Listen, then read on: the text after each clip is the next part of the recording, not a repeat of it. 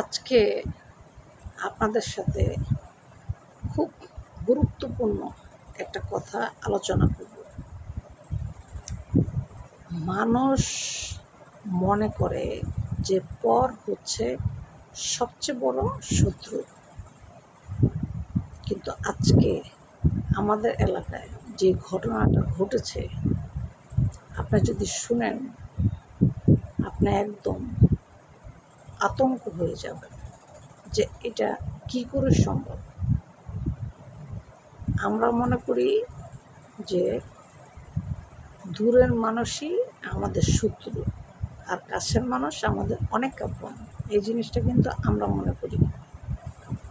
কিন্তু যে ঘটনার কথা আজকে আমি আপনাদের সাথে বলতে যাচ্ছি, আপনি যদি শুনেন আপনার গাও শিউরে উঠবে। এটা ঘটনাটা আজকে ঘটছে, বাস্তব ঘটনা। এক মার ঘরে দুইটা ভাই, দুই ভাইয়ের ঘরে আপনার বড় ভাইয়ের ঘরে হচ্ছে এক ছেলে দুই মেয়ে, ছোট ভাইয়ের ঘরে হচ্ছে একটাই মেয়ে।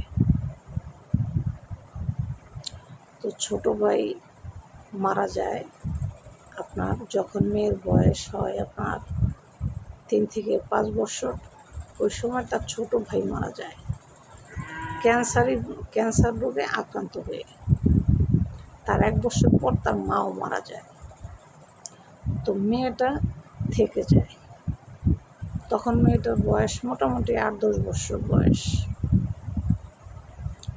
তখন তাদের আপনার বিশেষ করে আমাদের গাজীপুরের মানুষের আপনার বিঘায় বিঘায় সম্পত্তি থাকে, বিশেষ করে গাজীপুরের মানুষের। তার সেই বড় কাকা কী করছে জানেন?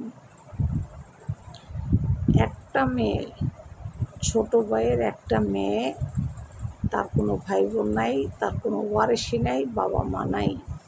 তার নানি আছে, নানা আছে, দাদা দাদিও নাই, আছে শুধু কাকা, বড় কাকা। তো এই বড় কাকা ওনাকে ভরণ পোষণ করছেন প্রায় 18 বছর। কারণ 18 বছর যদি আপনার না হয় তাহলে ছেলে হোক মেয়ে হোক সম্পত্তির অধিকারী হয় না সাধারণত। এটা হচ্ছে সরকারি আইনের কথা। তো মেয়ের 18 বছর পূর্ণ হয়ে গেছে। এখন তার বড় কাকা একটা দলিল নিয়ে মেয়ের কাছে গেছে। কেন?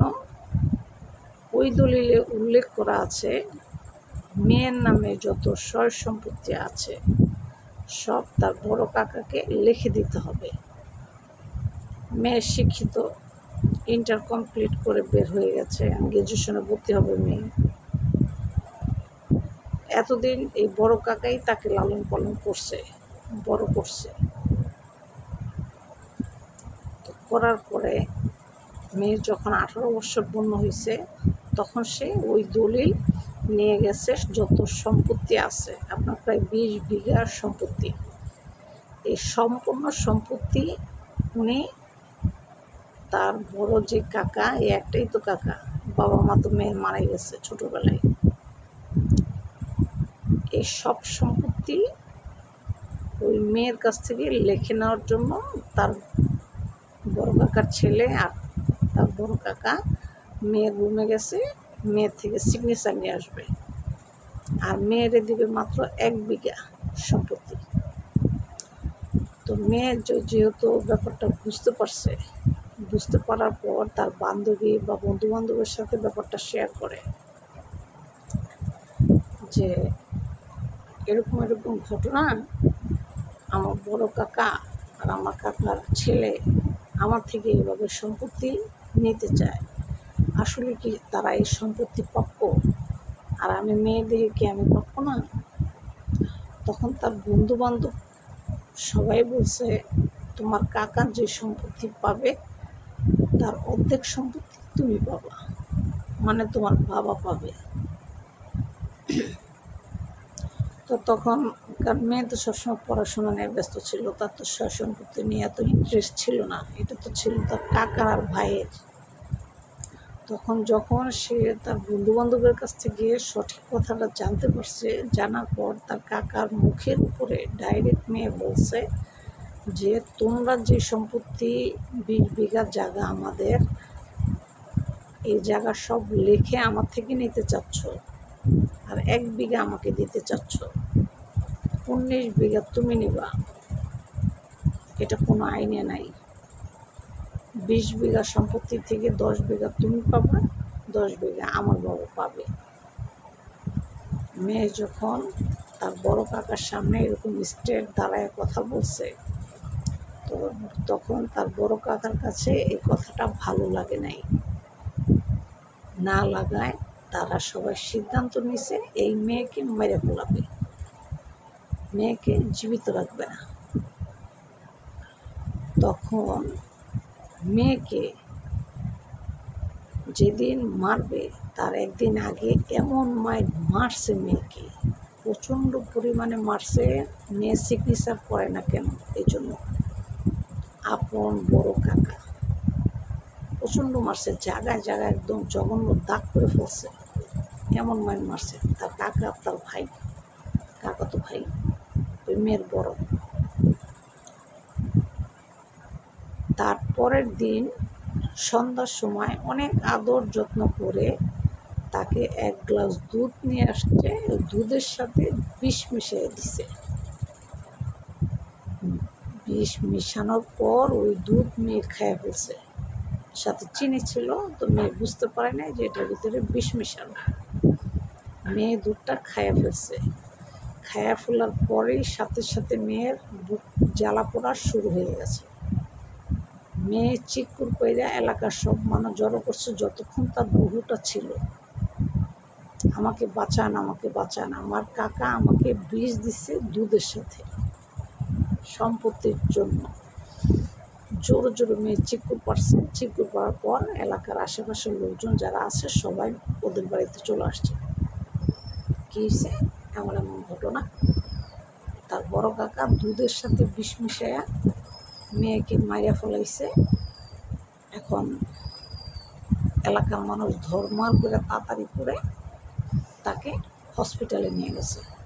হসপিটালে নিতে নিতে অর্ধেক রাস্তায় মেয়ে মারা যায়। কিন্তু মেয়ে বলে গেছে আমার কাকা, বড় কাকা আর আমার কাকাতো ভাই সম্পত্তির লোভে আমাকে দুধের সাথে বিষ মিশাইয়া খাওয়াইছে, সেটা খাওয়ার পর আমি মারা গেছি। কিন্তু যতক্ষণ সে রুহ ছিল ততক্ষণ হাওমাও চিকুর করে অনেক ছটফট করছে সে। পরে এলাকার মানুষ জানাজানি হয়ে গেছে। এখন আমরা সবাই কেস করে দিয়েছি এই ব্যাপারে, এখন পুলিশ আইসা তাদেরকে নিয়ে যাবে।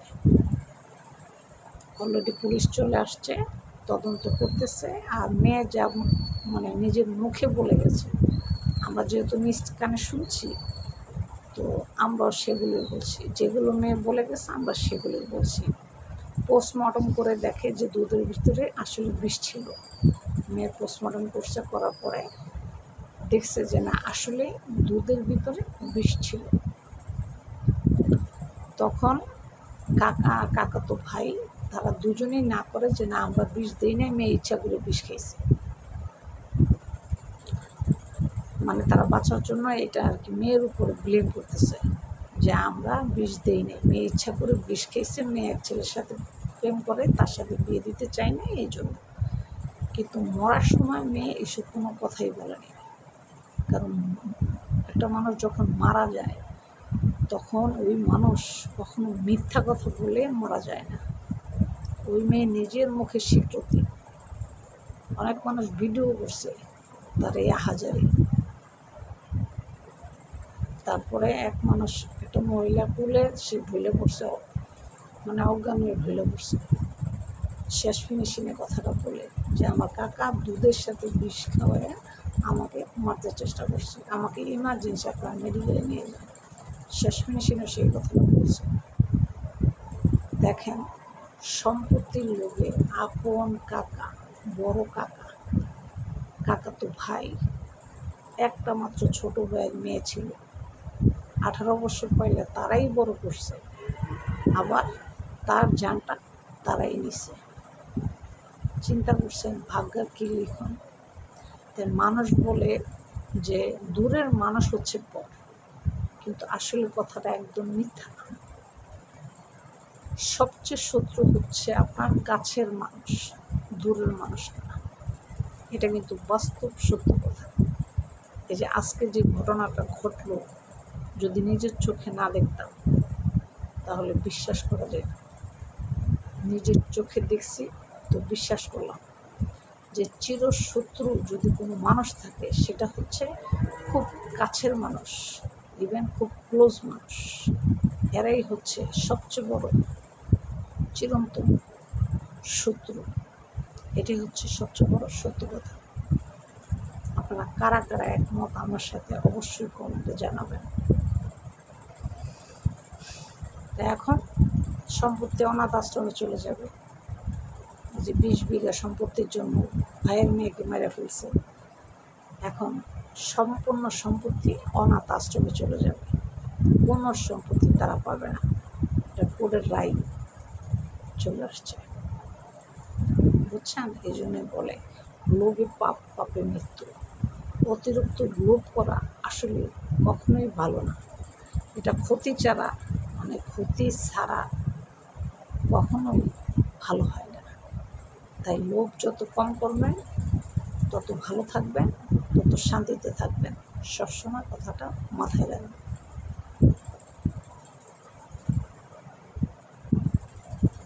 দুনিয়াতে সাজা তো পাবেনই, আখেরাতের সাজা তো আছে, সেটা অবশ্যই আল্লাহ আপনাকে দিবে। ঠিক আছে?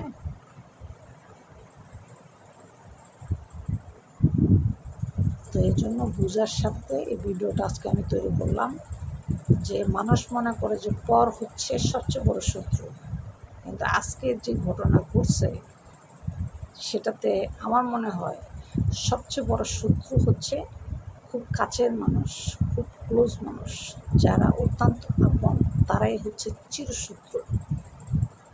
মুখে রাখে মধু, অন্তরে রাখে বিষ, তারাই হচ্ছে আপন মানুষ, দূরের মানুষ না। দূরের মানুষ কখনো আপনার ক্ষতি করবে না, কিন্তু কাছের মানুষ আপনার প্রচণ্ড ক্ষতি করবে, যেটা আপনি কল্পনাতেও আনতে পারবেন না।